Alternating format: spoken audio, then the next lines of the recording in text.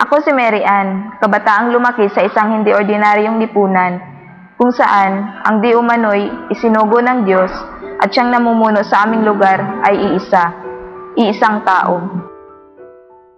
Nagkamalay ako na gano'n ang paniniwala.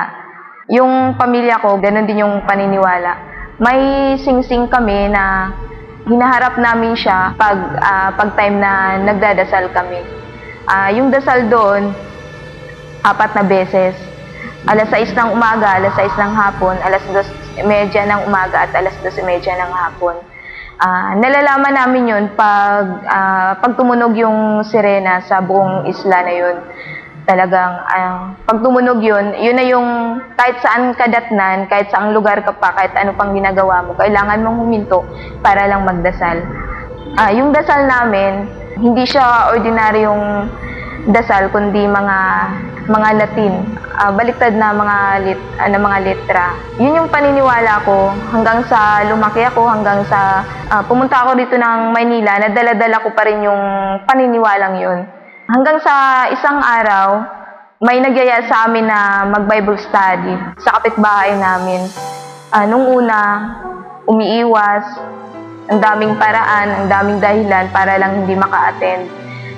Pero glory to God kasi ginamit yung pastor namin ngayon, ginamit si Pastor Bani. Siya talaga yung nakaakay sa akin na makakilala sa Diyos.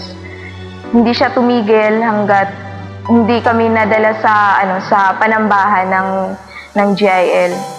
Doon nag-start ako bilang attendee, tapos hanggang sa nag-training ng music, ganoon. Hanggang sa ginamit na ako ng backup singers, ganyan.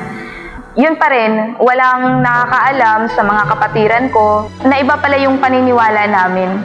Pero yung worst talaga na pinaglaban ko, kung sino talaga yung Diyos na pinaglilingkuran ko, nung time na nagkasakit ako. Nagalit yung father ko sa akin, yung mother ko sa akin, kasi sabi nila, nag-iba na raw ako, lumaki na raw ang ulo ko, naging suwail na raw akong anak. Hindi na raw ako nagpapagamot sa papa ko na simulat sa pool, sa kanila talaga ako lumalapit.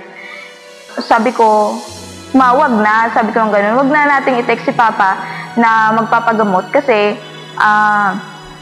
alam naman natin kung ano talaga yung totoo. Sabi ko sa kanya, alam naman natin kung sino talaga yung Diyos na pinaglilingkuran natin. Sabi ko sa kanya ng ganun. Nung time na umuwi yung father ko, sabi ng papa ko, talagang hinawakan ko yung mga salita ng Diyos nung time na yon. Kasi sabi ng father ko, sabi niya, bahala ka, tingnan lang natin kung papagalingin ka ng Diyos na kinikilala mo. Sabi niya ganun.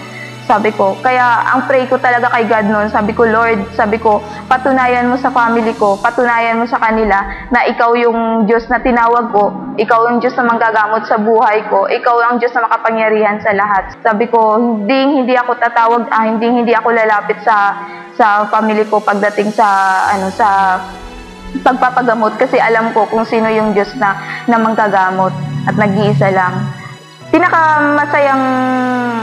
Matatawag ko na pinakamasayang nangyari sa buhay ko nung makilala ko si God. Nung maging GIL ako, nagkaroon ng youth summit, nagpa-altar call yung pastor nung time na yon.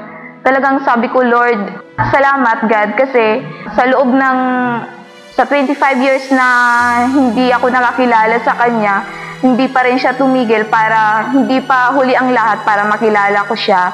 Kaya ang saya-saya, ang sarap sa pakiramdam na makilala mo si God, na makilala mo yung tunay na Diyos na talagang karapat-dapat na paglingkuran. Maraming salamat kasi hanggang ngayon ginagamit ako ng Diyos. Ngayon isa po ako sa worship leader doon po sa GIL Payatas. At the same time, ginagamit din po akong chairman sa youth ministry. Ayun po. God bless.